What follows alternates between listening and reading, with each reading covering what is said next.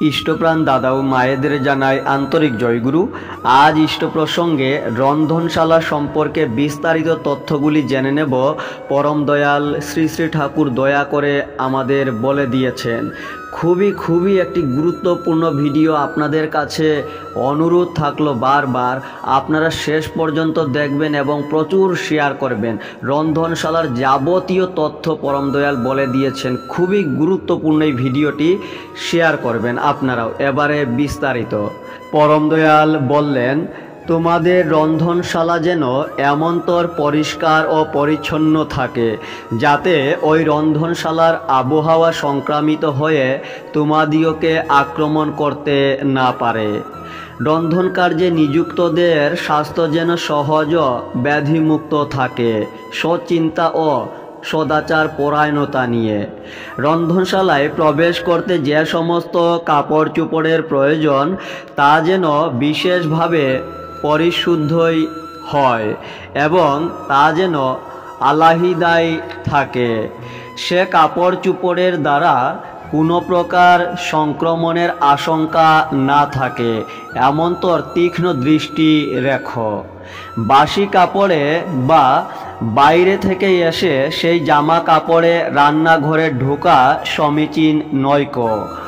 কাশি, হাঁচি, হাই তোলা ও কথা বলতে হলে বাইরে যেয়ে তা করে হাত, মুখ, নাক, চোখ উপযুক্তভাবে প্রক্ষালন করে আবার রন্ধনশালায় ঢুকো।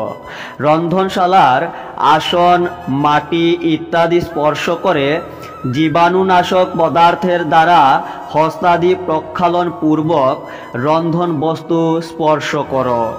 এ যেন ঠিকই মনে থাকে। রাতে মুখে কিছু না দেওয়াই ভালো, দিলেও উত্তম রূপে মুখ প্রক্ষালন পূর্বক রন্ধন কার্যে নিযুক্ত হওয়া উচিত।